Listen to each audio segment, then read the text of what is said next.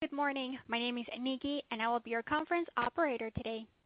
At this time, I would like to welcome everyone to Goodyear First Quarter 2021 Earnings Call. All lines have been placed on mute to prevent any background noise. After the speaker's remarks, there will be a question and answer session. If you would like to ask a question during this time, simply press star 1 on your telephone keypad. If you would like to withdraw your question, press the pound key. I will now hand the program over to Nick Mitchell, Senior Director, Investor Relations. Thank you, Nikki, and thank you everyone for joining us for Goodyear's First Quarter 2021 Earnings Call. I'm joined here today by Rich Kramer, Chairman and Chief Executive Officer, Darren Wells, Executive Vice President and Chief Financial Officer, and Christina Zamarro, Vice President, Finance and Treasurer. The supporting slide presentation for today's call can be found on our website at investor.goodyear.com, and a replay of this call will be available later today. Replay instructions were included in our earnings release issued earlier this morning. If I can now draw your attention to the Safe Harbor statement on slide 2, I would like to remind participants on today's call that our presentation includes some forward-looking statements about Goodyear's future performance. Actual results could differ materially from those suggested by our comments today. The most significant factors that could affect future results are outlined in Goodyear's filings with the SEC and in our earnings release. The company disclaims any intention or obligation to update or revise any forward-looking statements, whether as a result of new information, future events, or otherwise. Our financial results are presented on a GAAP basis and in some cases a non-GAAP basis. The non-GAAP financial measures discussed on the call are reconciled to the U.S. GAAP equivalent as part of the appendix to the slide presentation. And with that, I will now turn the call over to Rich. Great. Thank you, Nick, and good morning, everyone. Thanks for joining us today. The results we reported earlier today show that we're building on the momentum we established in the second half of last year. We delivered segment operating income of $226 million for the quarter, up $273 million from the previous year. While we expected to surpass last year's results given the level of disruption from the pandemic, our segment operating income was nearly 20% higher than first quarter 2019, even though industry demand has not yet fully recovered.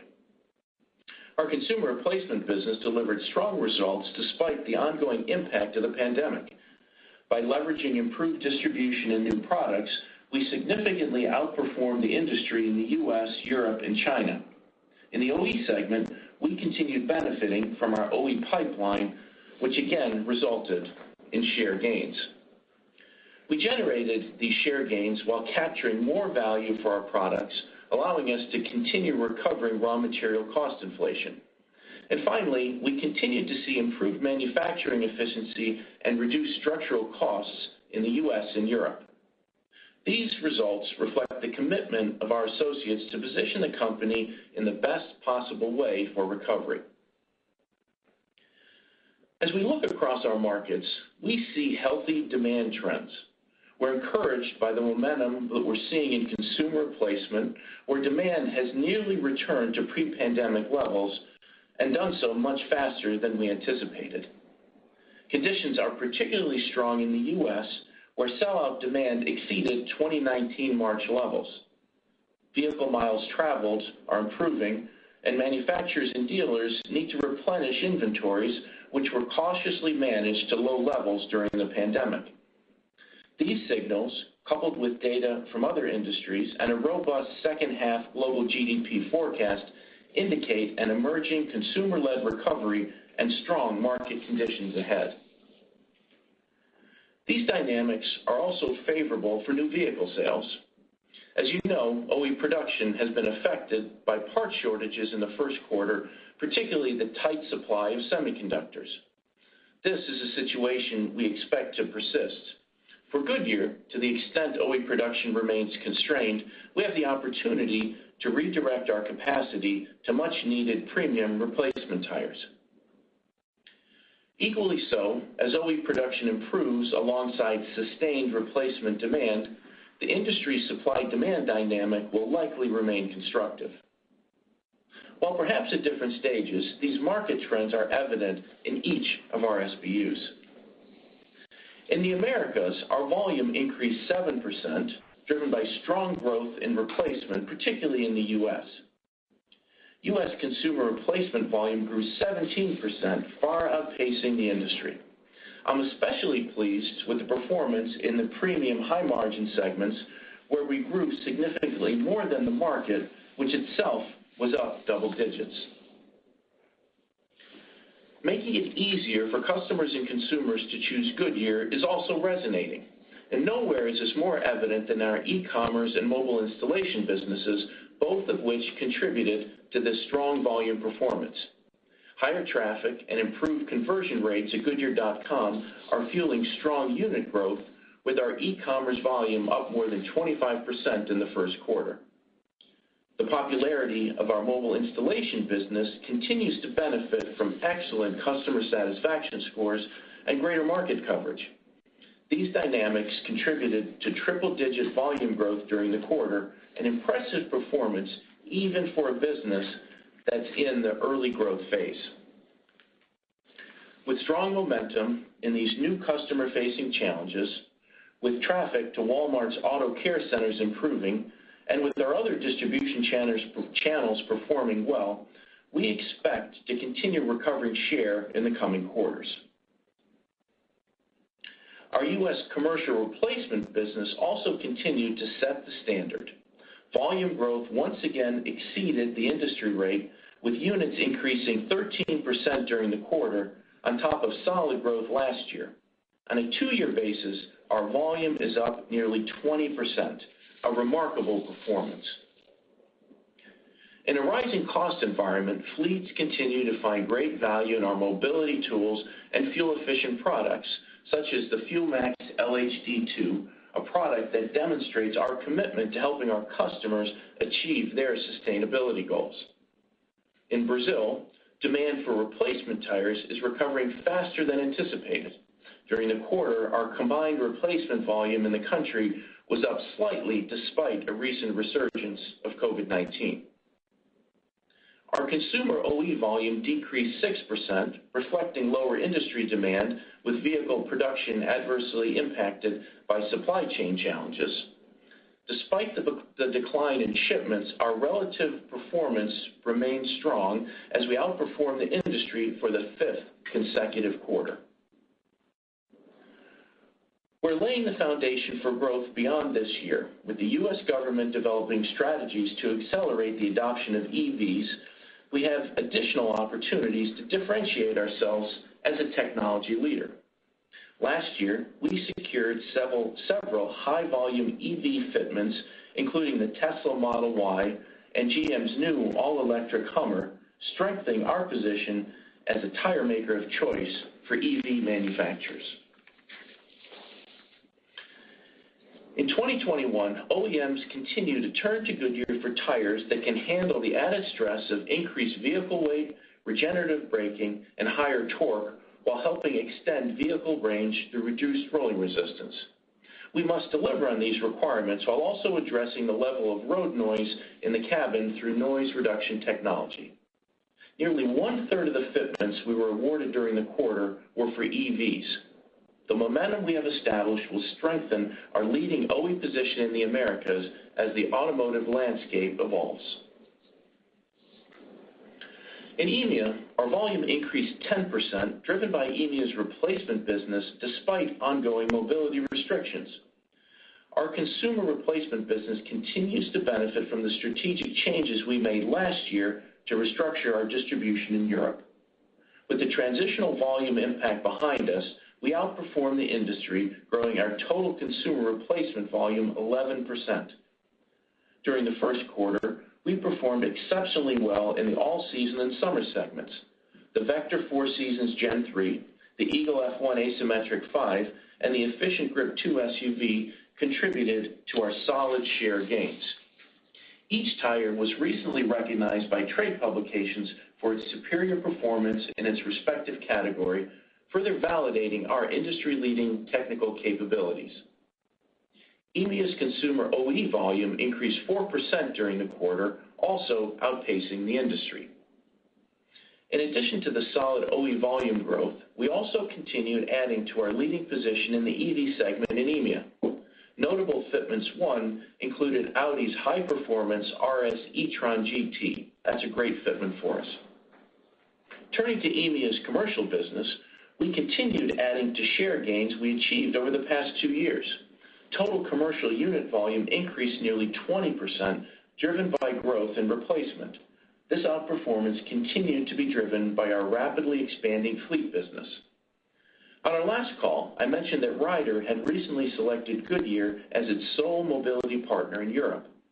With a strong start, the team is on pace to set a new customer conquest record in 2021, indicating fleets see tremendous value in our total mobility solutions and our customer-centric approach to product design. In Asia Pacific, consumer replacement volume increased 30% to more than 4 million units, far surpassing the previous volume record for our first quarter. We benefited from strong growth in China and India, where we more than doubled our replacement units on a combined basis versus last year. Turning to our consumer OE business, our volume increased 26%, reflecting a strong rebound in industry fundamentals in China, where demand is approaching 2019 levels. Now, before I move on, I would like to congratulate our consumer OE team in Asia Pacific for earning FAW Volkswagen's Best Supplier Award at a recent supplier conference. This designation recognizes the supplier's commitment to excellent product performance, quality, reliable supply, and outstanding collaboration. Goodyear was the only tire supplier to receive this honor, a testament to our industry-leading technical capabilities, our market-back approach to product design, and our commitment to working with customers to help them solve their toughest challenges.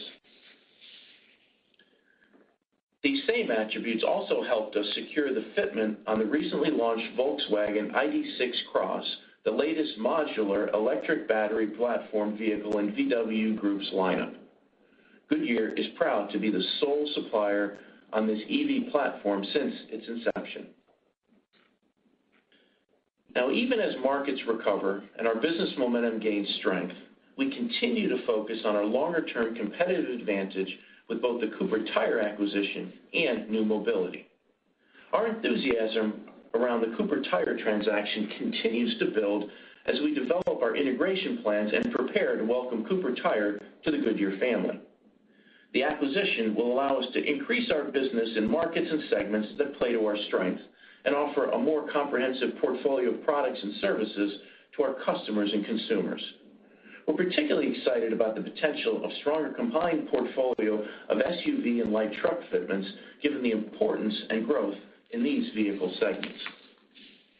At the same time, we expect the combination will deliver significant financial benefits to shareholders through cost synergies, as well as incremental growth and margin opportunities in the years ahead. We're excited for this next chapter to begin. Now, beyond the EV wins and general trends you've heard us revert to, the inflection point of future mobility is certainly well underway. A world of connected, electric, shared, and autonomous vehicles is fast approaching, and our progress continues. With AndGo, our digital platform focused on vehicle readiness, we have expanded our platform vehicle service by sixfold since launching in early 2020, and we expect to continue to grow as shared mobility rebounds post-pandemic. The emerging need to service these fleets is clear today and will only increase as the migration to EVs accelerates. Our work on the intelligent and integrated tire has expanded by adding new partners to advance our real-time tire monitoring and integration with vehicle systems. That work and the continued experience we gain with our partner fleets equipped with intelligent tires only increases our perspective that the tire itself is the ultimate sensor to improve the driving experience through anticipating and adjusting safety and performance in autonomous vehicles. And finally, our focus on sustainable materials in our products remains paramount to our future mobility vision, with a goal of having a tire constructed entirely of sustainable materials by 2030. Creating new revenue streams in and around our core tire business reflects our commitment to not only be a part of, but driving the future of mobility with safety, performance, and reliability at its core. It's remarkable just how much has changed over the past year.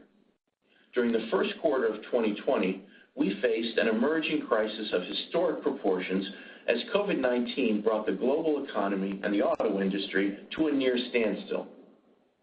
While COVID remains a very real personal and economic challenge in some parts of the world, today, on balance, we see a much brighter picture. In many of our key markets, vaccinations are increasing, vehicle miles traveled are improving, auto production is recovering, and employers are hiring. As we look ahead, we expect to sustain our underlying momentum to capitalize on opportunities in this new era, fully recognizing that we will continue to see pockets of disruption and challenges in the months and quarters ahead. And as the markets recover, we're feeling a level of momentum we haven't felt in some time. We have a strong lineup of products. Following actions to further improve our distribution, our ability to reach customers has never been better.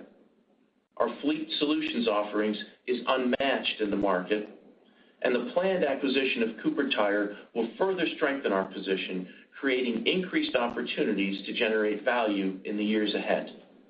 Personally, I continue to be very excited about our prospects moving forward. Now, I'm going to turn the call over to Darren. Thanks, Rich. You can see from our results and from Rich's remarks that the first quarter reflected continued industry recovery and strong performance by our team, including on market share, cost efficiency, and managing for cash. Our consumer OE business continued its momentum, building on share gains in the second half. We continue to see 2021 as a year of share recovery for our OE business after the anticipated decline we saw in 2019 and 2020. Our replacement share improved sequentially as the impact of last year's customer store closures in the U.S. continued to improve, and the impact of actions to address our distribution network in Europe began to dissipate. The unwind of these actions also helped us improve mix, with our 17-inch and greater rim diameter growth returning to above industry levels. This mix, along with price increases, delivered significant improvement in price mix ahead of the raw material cost increases that will begin to impact us in Q3. We also continued to see cost savings from rationalizations in our manufacturing footprint. We delivered net cost savings of over $60 million for the quarter. And while we saw seasonal growth in working capital, we continued to see the benefits of improvements in our cash conversion cycle achieved over the last couple of years, with Q1 cash usage below historical levels, despite work to rebuild inventory. Overall, it was a good quarter.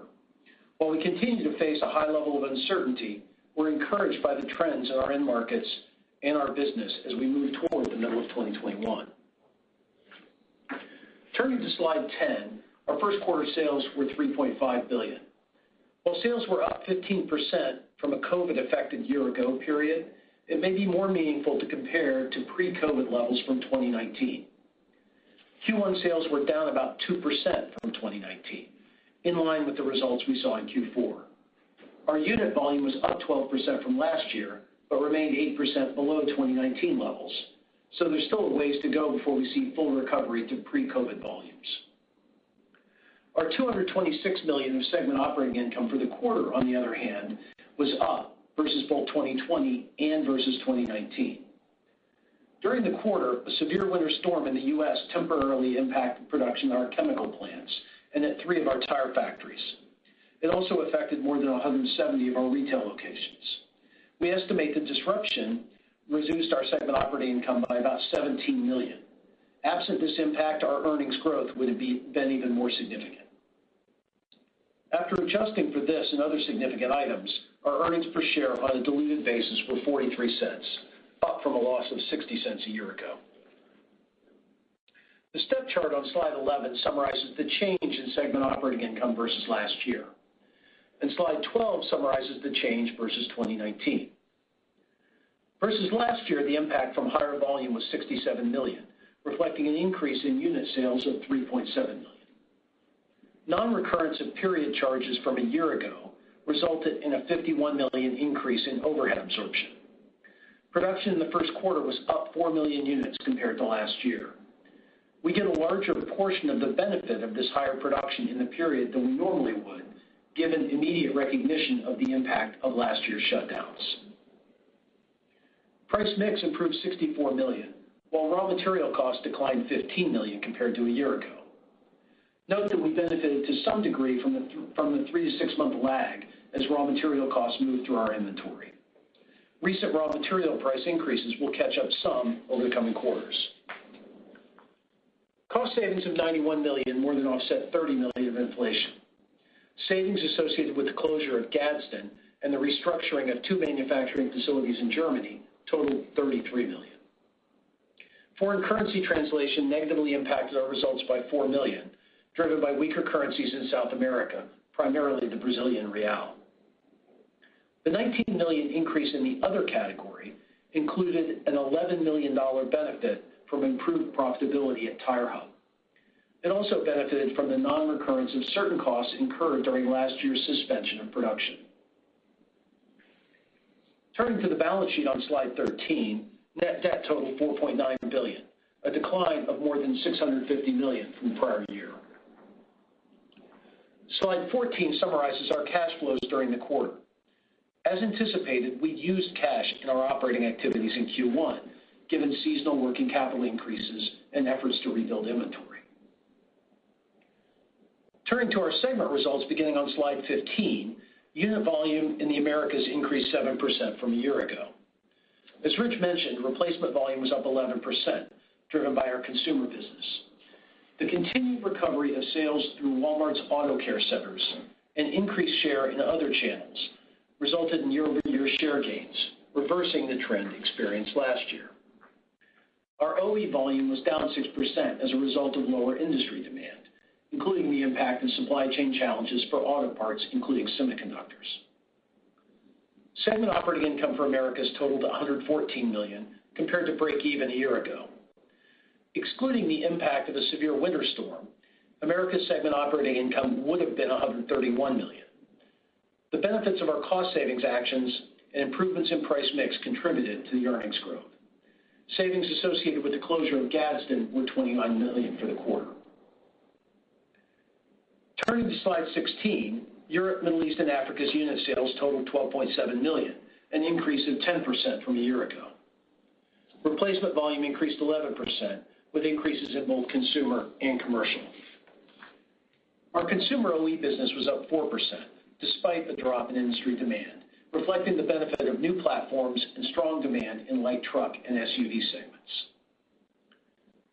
EMEA's segment operating income of $74 million was up $127 million versus last year. The increase was driven by higher volume, improvements in price mix, and lower raw material costs. But while we remain pleased with the higher earnings delivered by EMEA during the last 2 quarters, we recognize that there are some unique factors involved. These include a benefit of approximately $10 million related to customer programs in Q1 and pricing ahead of upcoming raw material cost increases. Pre-pandemic earnings and margins are more reflective of our expectations going forward, with improvements for restructuring actions and volume recovery building on that foundation as we head into next year. Turning to slide 17, Asia Pacific's tire units totaled 6.8 million, up 29% from the prior year. OE volume increased 26% and replacement increased 31%, driven by strong growth in China and India. Segment operating income was $38 million, up $32 million from the prior year's quarter, reflecting the higher volumes. Turning to our outlook items on slide 18, while markets have continued to recover through the first 3 months of the year, we still face a high level of uncertainty. Additional COVID-related shutdowns impacted several of our key international markets in April, which clouds the volume outlook for Q2. Despite this uncertainty, our overall expectation is that second quarter volume will continue to move toward pre-pandemic 2019 levels, with a 2-year decline less than we saw in Q1. We expect our production to remain at about 2019 levels, given our need to replenish inventory. The segment operating income impact of higher production compared with last year will again largely be realized in the quarter rather than being lagged through inventory, as we had to recognize the impact of last year's production cuts immediately given their severity. We expect price mix to more than offset raw material costs as we benefit from recent pricing actions before feeling the full impact of rising raw materials in the second half. Slide 19 summarizes several of our full-year financial assumptions. Based on current spot prices, we would expect our raw material costs to increase $325 to $375 million, net of cost savings, largely in the second half of the year. This is an increase of approximately $200 million from the outlook we provided on February 9th. Our other financial assumptions remain essentially unchanged from February. One last point I want to hit before we open up the call for questions. While we continue to be very excited about the acquisition of Cooper, we don't have anything new to add today beyond what we shared on February 22nd. The Cooper shareholder vote takes place today, and we continue to work on required regulatory approvals. We look forward to sharing more information with you on the Cooper acquisition once we complete these procedures. Now we'll open up the line for questions. At this time, if you would like to ask a question, please press the star and 1 on your touch-tone phone. You may withdraw your question at any time by pressing the pound key. Once again, to ask a question, please press the star and 1 on your touch-tone phone. One moment while we queue. And we'll take our first question from John Healy with Northcoast Research. Please go ahead. Thank you. John. Good morning. Congrats on the progress. Thank you. The first question I wanted to ask was, should we maybe kind of put aside 2020 and really just look at your margin performance relative to 2019 and kind of look at the growth rate that you saw, I think 20% SOI growth over 2019 levels. Do you think that's the right way to think about the business? And as you look at the remainder of the year, any reasons to think that 20% improvement, maybe couldn't continue? I know raw materials are going to do some things in the second half, but it also seems like you got some pricing recently, at least in some regions. So just trying to think about how we should think about the pace of improvement for the next 9 months compared to 19. Yeah, so John, I think you can probably tell from the fact that we included the walk chart comparing first quarter to 2019 that is in fact our mindset. Is we tend to be benchmarking what we're trying to achieve, thinking about how we're doing versus the pre-pandemic levels, sort of looking through the 2020 results and thinking about what we're doing to build up from 2019. Yeah, so I think the fact that our operating income is already above 2019 levels, we feel like that's a very good sign. And obviously we went into that with at least one key part of our business that's nowhere close, which is the off-highway segment of the business. So the aviation off-highway tire businesses are still well below, so that the things that we categorize, a number of them we categorize as other tire related. And we really didn't get any recovery in the first quarter in those other tire related categories. So I think we're feeling very good about the fact that our segment operating income is up. And I think partly good because it demonstrates the cyclical recovery of price versus raw materials. We think that's obviously a big deal. It's shown the benefit of some of the structural cost saving actions that we've taken, which I also think is a pretty big deal. If we take those things and then think, okay, we're above 2019 levels of segment operating income, and we still haven't got the benefit of the full volume recovery. So we're still 8% down on volume. So as we see, and obviously we see some very good volume trends, so we're expecting that volume recovery to occur. So we're going to get, we should get continued growth as volumes continue to recover. We should start to get some of the $150 million that we lost last year in that other tire-related business category. And obviously things like the Winter Storm Uri, we're not going to expect to get hit with that again. So I think all of those are very positive. And we're also seeing in the first quarter a recovery in our performance on 17-inch and above relative to the industry, which means some of the mix that we lost during 2020 we're also recovering. So I think we have a number of things that were very good in the first quarter, and a number of additional items that should allow us to continue to build going forward. I think that the question about the second half is a good one. I think we continue to see a lot of these factors benefiting us in the second half. So I think there's a number of things we still feel good about.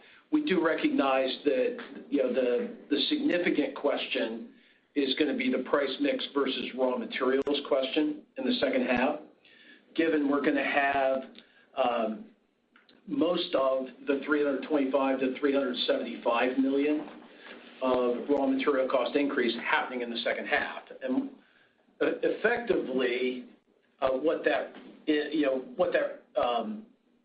results in is something like a 15% increase in raw material cost for the second half. And I'm doing that 15% against 2019 as well, because the amount of materials that we bought in 2020 wasn't a normal level of materials. But to get to offset that 15% or so raw material cost increase in the second half, generally is going to take us pricing in the neighborhood of 5%.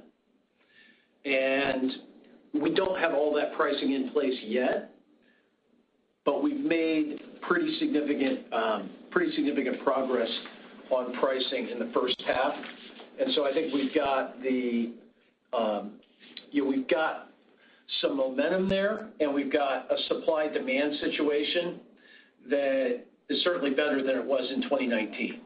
I think as Rich mentioned in his comments, we've got sell out in the industry getting back to 2019 levels, at least in the U.S., and we've got industry inventories, channel inventories that are well below where they were in 2019.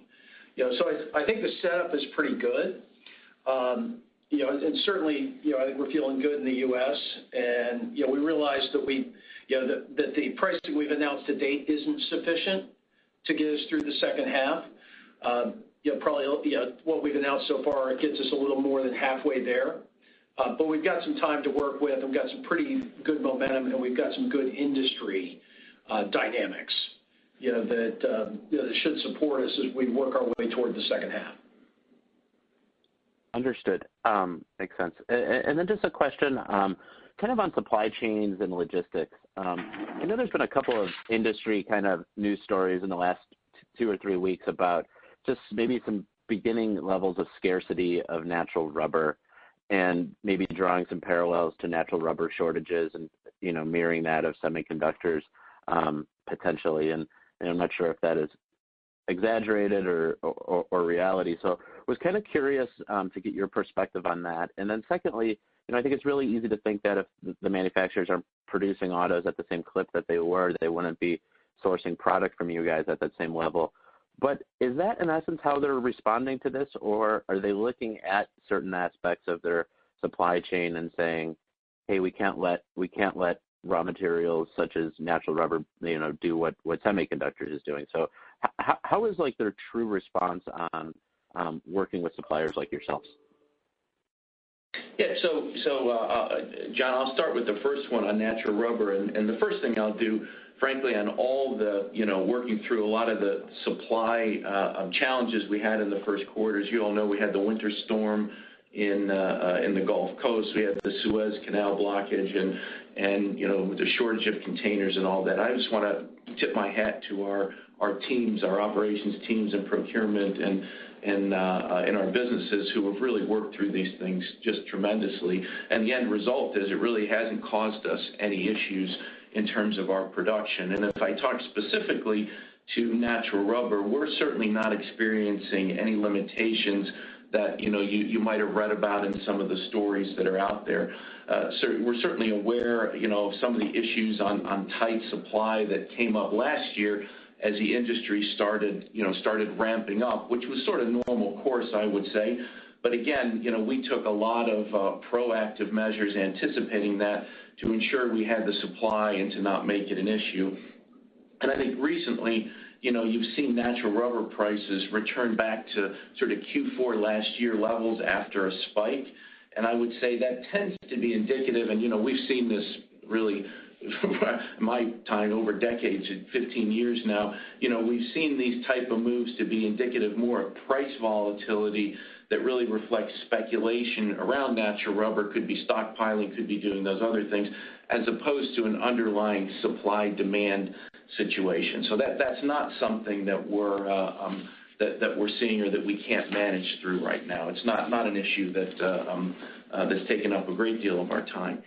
And on the second question, relative to the OEMs, we have obviously very productive and transparent discussions with the OEMs on a regular basis, and I would say, that continues during this period as well.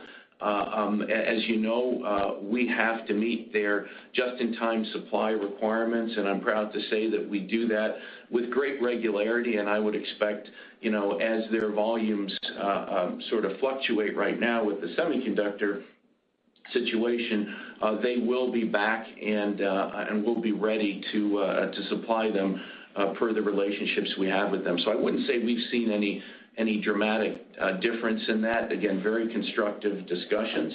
I would also tell you, I'll just say, as we look at this, we see the demand. I'll just jump in, John, and say the demand for new cars, as you know, is very strong, as well as for used cars. So the semiconductor shortage clearly is having an impact on their business, and consequently our OE supply. Having said that, in the near term, yes, it'll impact our OE volumes, but we also see this as an opportunity to continue to supply the replacement market where the demand is very strong. And remember, our OE tires are large rim diameter, very good tires, so we got a lot of good capacity to support the market out there, the replacement growth that's out there, as well as to rebuild inventory that we all managed very cautiously down during COVID. So near term, I think we're going to work our way through that very well. And long term, listen, I think as we think about what Darren mentioned, and I mentioned in some of my remarks, the supply-demand equation is pretty good when you look at inventory levels and where a sellout is. As OE comes back, as that replacement demand stays strong, I think that puts forward a pretty constructive supply-demand equation looking out to the future. And again, we do think that semiconductor situation will be solved, and I can't predict when, but given all the attention's focused to it, I'm certain that it'll be solved, and maybe even sooner than we think. Great. Thank you, guys. And we'll take our next question from Rod Lache with Wolfe Research. Please go ahead. Good morning, everybody. I'd like to first maybe just get a little bit more color on the market share outperformance that you're seeing in the U.S. and Europe. I think in the U.S., obviously a lot of factors behind it, but maybe you can peel it back a little bit. What's the extent of Walmart coming back, and are you also seeing some of these stories about the West Coast port logjam playing a role? Tariffs on Asian tires, I would imagine, are also playing a role. Any thoughts on what it is that we're seeing here now and sustainability? Yeah, Rod, I think you're right to point out the situation of 2020, and I'll just start by saying, we're very pleased both in the U.S. and Europe with our share performance in the first quarter. And again, just to maybe reiterate what you said, 2020 in both our markets was really not reflective of our ongoing market strength or the market position we had. If I start in the U.S., we had the impact of Walmart in 2020, and that's where we sort of were disproportionately impacted by Walmart closing their auto care service centers during the pandemic. That obviously hit our volumes last year. Now what's happening is those stores are open. I think they're all just about open right now. But as traffic comes back, their recovery really still tails the overall tire industry return. So that's still impacting us as we think about where we are right now. But I will tell you a couple things. And the first is, in 2020, you may recall, given the situation that we had, we took a lot of steps to gain share and to do that in channels, in other channels, let's say, than just our big box channel with Walmart. We had great momentum leaving 2020 with gaining share in alternative channels. That momentum continued into 2021, and I think that's what you saw driving the share performance that we had. And add to that the return of the auto care centers being open. I think we're very confident that that traffic is going to return and that we're going to get back the share that we lost in 2020. And I would say the momentum is absolutely pointing in that direction. So feeling very good about that. And then in Europe, again, a little bit unique situation that you'll recall is that we initiated an aligned distribution initiative in 2020, and as part of that, we expected to lose volume of about 1.5 million units. With COVID coming in, that turned out to be about 2.5 million units. And I would tell you the brunt of that probably was felt in Q3 of last year. But starting in Q4 and continuing this quarter, we started gaining momentum back and seeing the value of those programs working, and it turned up in what we would call this significant share improvement in Q1. So these programs are working.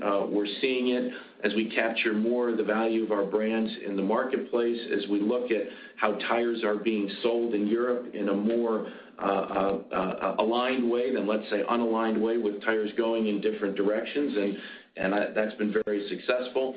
And we're on that path. We remain on that path, and we continue to believe that this program has, margin improvement of about $2 to $4 per tire, or 2 to 4 euros per tire, I should say, on our consumer replacement business in Europe. So overall, I would say we're feeling pretty good about the direction of where our share is heading in Q1. Okay, and maybe just a little bit more color on the drivers of that $91 million cost savings that you had in your bridge. You said $33 million is Gadsden, mostly Gadsden, but also some contribution from the German plants. So maybe you can give us a little bit of a sense of that. And then, if we add back the impact of the storms, you're pretty close to 7% SOI margin already. Are you gaining line of sight on 8% maybe happening next year? Yeah. So I think the cost savings, Rod, I think you're right to point out the structural cost savings we have from the manufacturing footprint actions. I think we've maintained some very tight cost controls coming out of the pandemic, and obviously we've still got volumes that have not recovered to pre-pandemic levels. So I think you're still seeing some of those benefits. I think that there are some costs there that will likely return as we get back to the higher volume levels. But I think right now we've continued to run at a very tight level of cost efficiency. So the question about where the margins get to, I won't go back through my thinking versus 2019 levels, but obviously we're above 2019 levels, and in fact, if we go back before 2019 levels, first quarter of 2018 we were just over 7%, and I think with the factors that that we talked our way through, we're heading back. You could add back the additional volumes. So if we fully recovered volumes back to 2019 levels, and we got some recovery from the other tire-related businesses, and added back the storm impact, which was your suggestion, it wouldn't be hard to do the math to put our segment operating income above 2018 levels, and that'd be sort of in that 7 to 8% margin range, which is I think what you're trying to walk your way to. So I can do that math, and I can I can see our way there. Obviously, that work is not done yet, but it's not too hard to think about how we could move our way back beyond 2019 levels, back toward levels that were similar to 2018. Okay, great. Thank you. We'll take our next question from James Picariello with KeyBanc Capital. Please go ahead. Hey, good morning, guys. Hey, James. Just on Goodyear's strong volume outperformance, are you sensing any share gain momentum yet from the tariff situation in the U.S. Or is that a potential catalyst later in the year as maybe as the company rebuilds its own inventory? Yeah, James, I think right now we're really struggling to keep up with demand, and so when we're struggling to keep up with the recovery, and we haven't yet been able to restore our inventories back to something more like normal levels, and we've got channel inventories that are low as well. So we've got a lot of customers that are interested in trying to get their own inventories back in position. Then I think it's a little bit too early to think about any potential impact from tariffs. And I think in the end, I think we've continued to see imported tires coming into the U.S. So I think the sell-in the second half of last year was very high, and there may be some year-over-year difference this year. But in fact, I think generally U.S. tire makers are producing about as fast as they can right now, and to fill the rest of consumer demand, I think there'll still be some imports coming in. They'll just be coming in with tariffs. Right. Okay. Got it. And then, this was touched on already, but, as I think about, the lean channel inventory situation in North America, sustained strength and sellout demand on the replacement side, and then, overlay that with the semiconductor challenges affecting OE volumes, this should actually be a positive development for Goodyear in the industry, right? As you'll have more capacity, to send through your higher mix replacement channel. Just, curious if you have any other, any color, any thoughts on what that benefit could be from a mix standpoint if OE volumes are in fact lower than prior expectations. Yeah, I think I'll start and we can talk about the mix impact going forward. But I'll even say on that, remember the capacity that's not being sold to OE typically is larger in diameter, very high end tires. So that's tires that there is demand for in the replacement market. But I think James, if you take a step back on the channel inventories, I think it's something to maybe share some perspectives on. And I think as Darren said, we saw some modest destocking of our brands with our wholesalers and retailers. But maybe equally as interesting in our third party distributors, our line distributors, we saw that their inventories were about 10% down versus Q1 of 2019. And I think if you look at that, I think that makes the point on where inventory levels are. But I think if you add to that some other points, and that's around where sellout was, and obviously we saw sellout. Sellout in Q1 Q1 2020 was pretty good, but also as I mentioned in my remarks, sellout in March was about 7% above sellout in 2019, and I think that just talks about where the demand trend is, and then if you add to that the direction of where, let's say, vehicle miles traveled are going, that was still down 12% in February, but I think as we think about March and into the summer. I think it's reasonable to say that vehicle miles traveled will certainly head back in the direction of 2019. And I think if you look at gas usage versus 2019, you'll see sort of similar directional lines. And I think all that's pretty good because now we're seeing lower inventory to support higher growing sales, let's say, a higher sales demand. And we're also doing that, as Darren said, in an environment where manufacturers are trying to rebuild our inventories from where they were managed during COVID as well.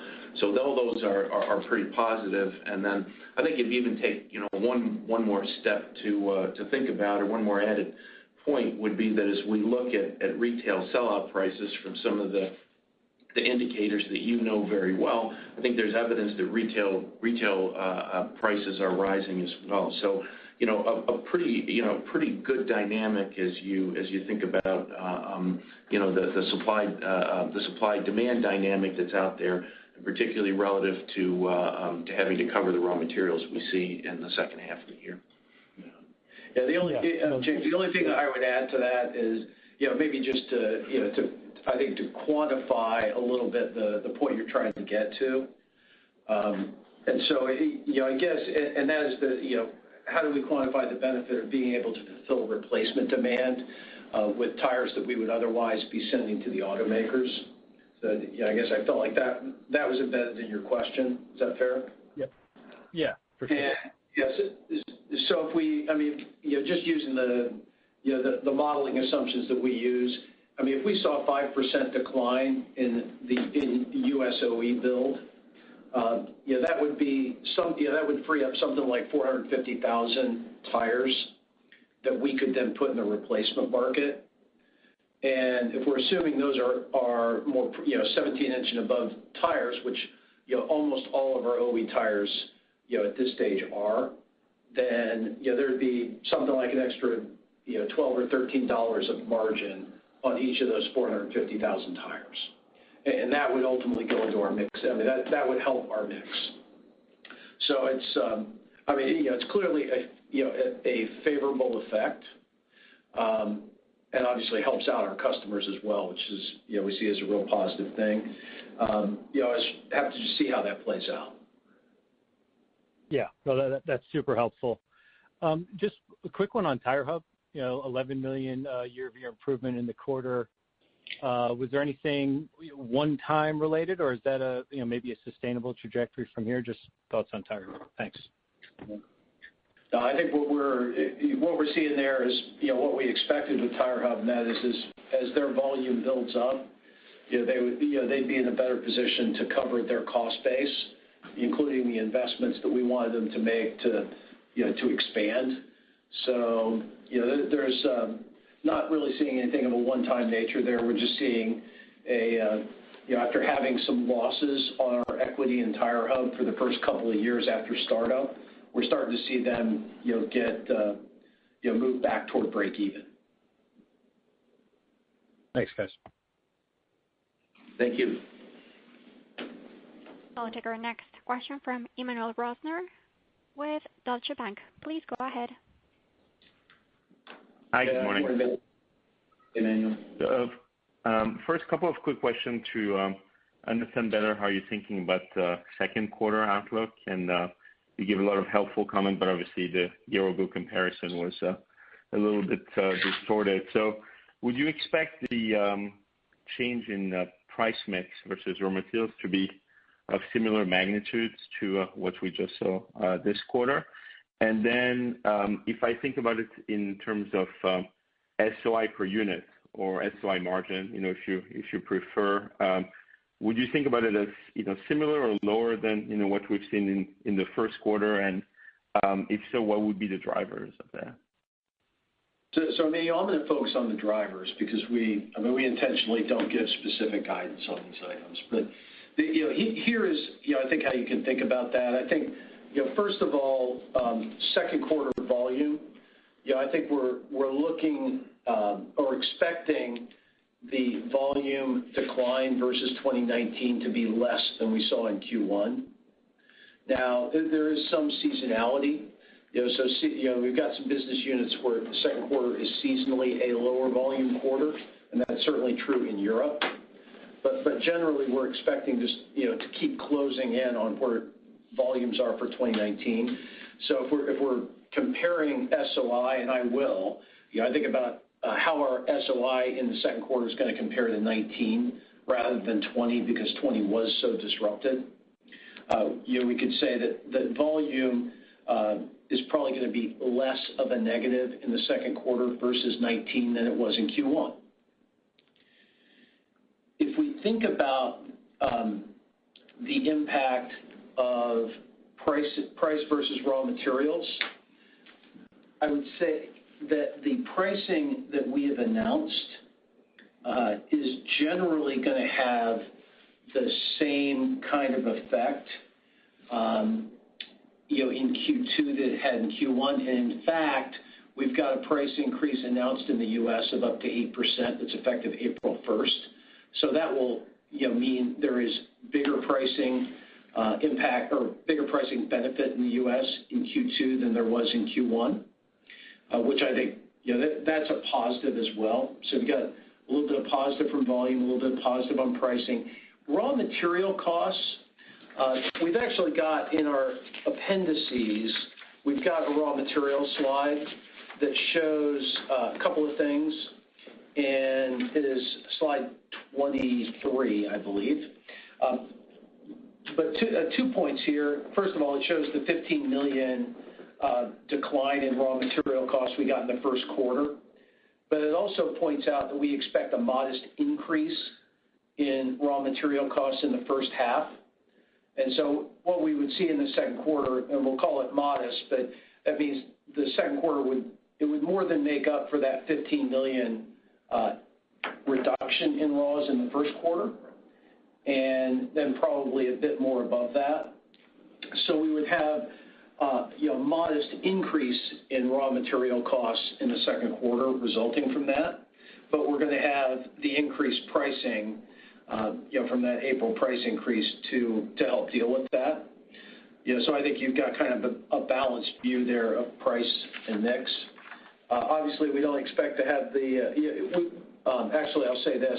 We actually will continue to have some impact from the winter storm that carries over to the second quarter because we've got some production impact that is still hung up in inventory that'll come out in our cost of goods sold in the second quarter as well. And then in terms of cost savings, if I'm thinking about it versus 2019, this will be our fourth and final quarter of the benefit of the Gadsden closure. So we've been getting about $30 million a quarter benefit versus 2019 from the closure of Gadsden. We'll get something similar to that in the second quarter as well. Okay, I really appreciate all the detail. That's very helpful. And then just talking about a couple of markets outside the U.S., I think you mentioned that in the prepared remark, but can you just go over sustainability of your margin performance, from your point of view, and then what were the drivers of Asia margin weakness and how to think about that going forward? Yeah. So let me hit Asia Pacific margins. I'll come back and make a couple of comments about Europe. So I think that, and I'm going to keep going, making these comparisons to 2019, and for the same reason. But if I look at Asia Pacific margins, their margins in the first quarter were just under 8%. And back in 2019, in the first quarter, it was a little bit over 9%. So there was a decline. It's $38 million of SOI this year versus $47 million back in 2019. And I'll say that most of that decline reflects some additional investment that we're making in marketing, and in developing our distribution channels for future growth. So there is some element of that, and there is also an outsized impact on Asia Pacific from our off-highway businesses. So the OTR business and our aviation business, and we didn't get any recovery in those businesses in the first quarter. So those are still a significant factor there and not really improving. But I think they will improve. It's just going to take a little bit of time. So if I take those two factors, I think overall we're pretty satisfied with the performance in Asia Pacific in Q1. Our replacement business was at record volumes. The distribution initiatives that we've got in China and India are helping deliver on those results. And I think as we continue to deliver on those results, we get the recovery in the aviation and the off-highway businesses, we're going to see our volumes in the consumer business grow into some of those investments that we're making. So I think we feel good about the outlook going forward there as well. So I'll finish my remarks on Asia there. In the European business, I think we've had a couple of quarters, and I mentioned it in my prepared remarks. We have had a couple of quarters where we were earning, $70 million or so of segment operating income and getting the margins that go with that. I think right now we're feeling like that while we appreciate there was some very good performance to deliver those 2 quarters, that we're not yet at a point where we've got Europe back to those levels sustainably. I think our sustainable level of earnings in Europe probably closer to what we saw in 2019, where we were running about $50 million a quarter. And I think as we look forward, we can take that $50 million, and we know we're going to get benefit from restructuring. We know we're going to get benefit from the recovery and the rebuild of our OE portfolio, and we know we're going to get the benefit of the actions we're taking on the line distribution. So I think we still feel like there is a path to get ourselves to the levels we've seen in the last couple of quarters sustainably. I think we're feeling like we're not there yet. I think as we look into 2022, I think we're feeling like we're going to move ourselves there. But I do think that the last couple of quarters we've had some things that have helped boost those results that aren't yet at a sustainable level. Thank you for the color. We'll take our next question from Ryan Brinkman with J.P. Morgan. Please go ahead. Hi, thanks for taking my questions.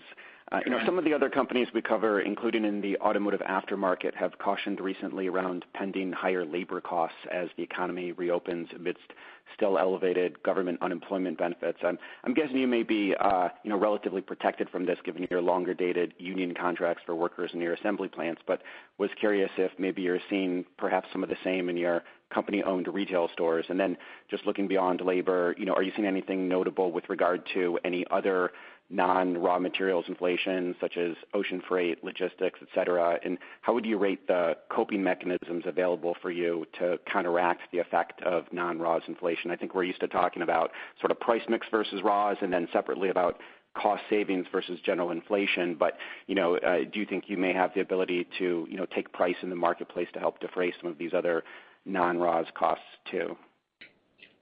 Yeah, so Ryan, I'll start, and Darren can jump in here as well. I would tell you, in terms of labor costs, I think, our labor costs, labor costs in general have been on an upward trend. So that's not necessarily a new headwind for us. I will tell you the headwind that we did experience during the pandemic, and again, I'm gonna tip my hat to the teams, particularly in North America for this, is that we had a lot of people out with COVID or a lot of people not coming to work because of COVID, and we saw retirements and things like this take place. And we can all speculate as to the source of why those things are. You mentioned a couple of them, but the fact of the matter was we had to hire, train, and put a lot of people to work in our factories in the U.S. to be able to meet the demands as we started ramping our factories back up. And I would tell you that the teams did a tremendous job of doing that and doing it safely in line with our protocols. And we've done a fantastic job of getting the plants to continue to make the tires that we need to the market. They're running hard, and I would say that's going very well in terms of delivering the tires that we need. And that's both on the consumer side and the commercial side. We haven't talked much about the truck business, but the truck business is very strong, and we need every tire we can get. So that is that's something that we continue to focus on going forward. On the retail side, I do think that there is wage pressure there, but they're always, again, that's sort of an ongoing situation. I think the team, again, is very well equipped to manage that, and I think they are. And I look at that, and I look at the quality of the people that we're hiring based on some of the recognitions that we get. And I think you saw not too long ago our retail stores were rated as some of the best experience that a consumer can have going to a retail store. So I'd say we're managing that very well. And then the question on some of the supply disruptions. Excuse me, we clearly had those. I mean, I think you had a combination of demand really coming back faster than we anticipated, And then you had the disruptions coming in around, as I mentioned earlier, the Gulf weather that shut down a lot of the petrochem facilities there, including our own. You had some of the Suez Canal issues, you had the port issues, you had containers and all these type of things. But again, I will tell you, we don't see a significant risk to our production. We're working through that. Teams are doing a great job. Our suppliers are in line. They have adequate inventory to meet our needs. But what I will tell you is the end result of this is, and I think Darren's alluded to this a few times, we are seeing higher transportation costs that we have to manage, and we're very well focused on that. Okay. Ryan, if I take it back to the way we, I guess analyze our cost structure. I think we were going through a period of time of rising inflation in 2019. We were starting to see 45 or 50 million a quarter in inflation, and a lot of that was wage-based inflation. As a result of the pandemic, inflation, effectively came way down. And this quarter we had, something like 30 million of inflation, which is like one of the lowest inflation reads that we've had, in the last 3 years. I do think that, as we see some of the factors that you're referencing, I think I would expect that inflation number is going to start to creep back up toward where it was in 2019. Now, in 2019, we were able to maintain savings programs to offset that level of inflation. So I think as we work our way back up to 2019 levels, I think we remain comfortable. To the extent inflation goes beyond those levels, it's going to require more work on our part to keep offsetting.